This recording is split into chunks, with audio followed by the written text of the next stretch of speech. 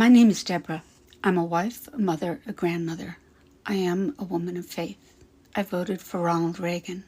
I was a volunteer EMT for over 10 years in a very small town. I am a living kidney donor. Additionally, I've been aware of and I have disliked Donald Trump for over 40 years. That's because I lived in New York City during the 1980s and 1990s. He had a bad reputation back then for being a racist, a womanizer, and for stiffing his contractors and subcontractors. Character matters, and his character is bad. Today I feel compelled to speak up, to make my voice heard as best I can, to speak against the actions of the Trump administration. I also wanted to offer 3 suggestions for constructive things to do today if you share these concerns. This administration came into office and into power very well prepared to take action. Way back in a 2019 Frontline interview, Steve Bannon did an excellent job of describing the strategy we're seeing. He said, "We've got to start with muzzle velocity and we've got to flood the zone. Every day we hit them with 3 things. They'll bite on one and we'll get all our stuff done. Bang, bang, bang." Today in 2025, the administration has improved on that strategy. We are being sprayed every day with a buckshot of changes. It's not just 3 a day, it's more. We have not been able to dodge or to focus because the spread is too big. Those of us who have concerns about the administration weaken our efforts by scattering them among different cherished causes. If we understand that there are 4 common themes that run through every action the administration has taken, then we can mobilize and coordinate our efforts. Here are the 4 common themes. Everything the administration is doing is bad government, bad business, bad national security, and cruel. Let's start with bad government. In the U.S., it's difficult to pass laws and budgets. That's intentional. The agencies and programs and people that we had in place at the beginning of this year were not created by the Biden administration. They were established and grown over many decades, voted for in Congress, signed into law by presidents of both political parties, and upheld in the courts. They survived within a system of checks and balances through multiple administrations at different ends of the political spectrum. That's why American farmers were comfortable entering into contracts with the government to produce food for USAID. Good government is predictable, stable, and trustworthy. When our president suspends laws, regulations, and approved spending by executive order or by tweet, he is not behaving like a president. He is behaving like the emperor he wants to be.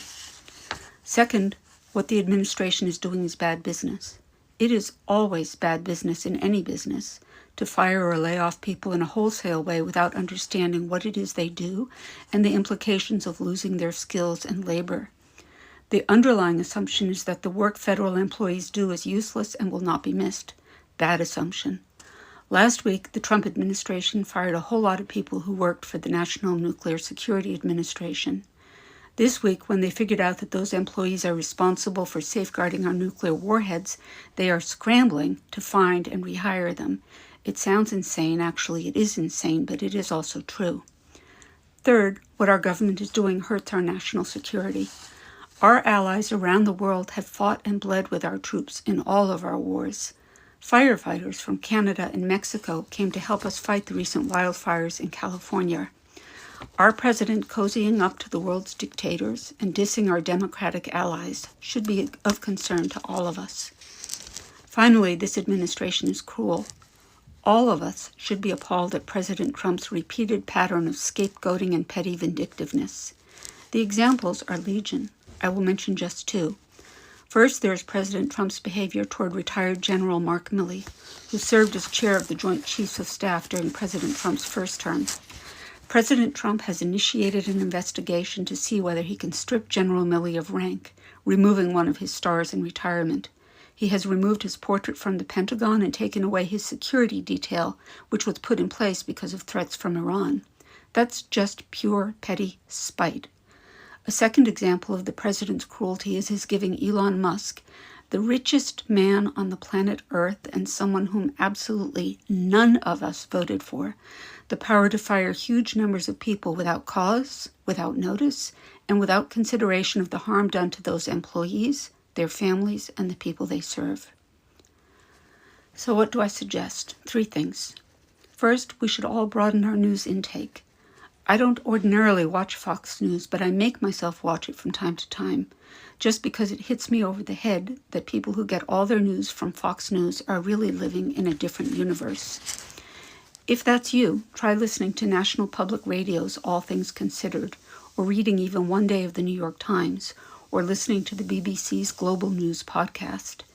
And if you've never watched Fox News, listening to it will open your eyes to what your MAGA neighbors are being told, and hence why they believe what they believe. Second, if you share any of these concerns, then don't be silent. Call your senator, call your representative, tell them what worries you. Ask them, whatever changes we want to make, can we please make them lawfully and with due consideration for the millions of people who will be affected? Can we bring some humility, some grace to our work? Can we hold President Trump accountable for keeping his oath of office? And third, if you are someone who has supported this administration, please take some time to reflect on that. If you are a praying person, then pray about it. The Canadian novelist Robertson Davies said that when he was a boy, he was taught that prayer has 3 modes: petition, which is for yourself; intercession, which is for others; and contemplation, which is listening to what is said to you. In this situation, I suggest contemplation. Or if you need to listen to some good preaching to get started on that contemplation, I suggest listening to the preaching of James Tallarico. To sum up, it's always easier to destroy things than to build them. Since assuming power, Elon Musk has taken a Wreck-It Ralph approach to the federal government. He reminds me of my youngest grandson knocking down his Magna tiles. Democrats are not going to stop the administration's slash and burn approach. Neither are the courts. The courts are doing their job, but their work takes time. During that time, we will lose people and data, and I'm not overstating this, lives.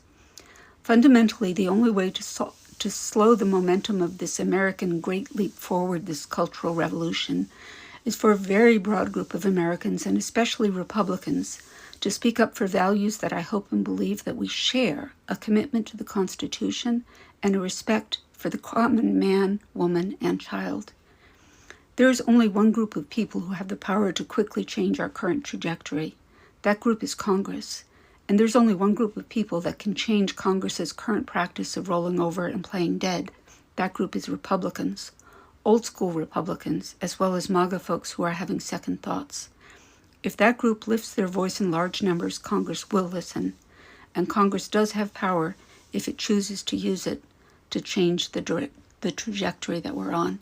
Thank you for listening.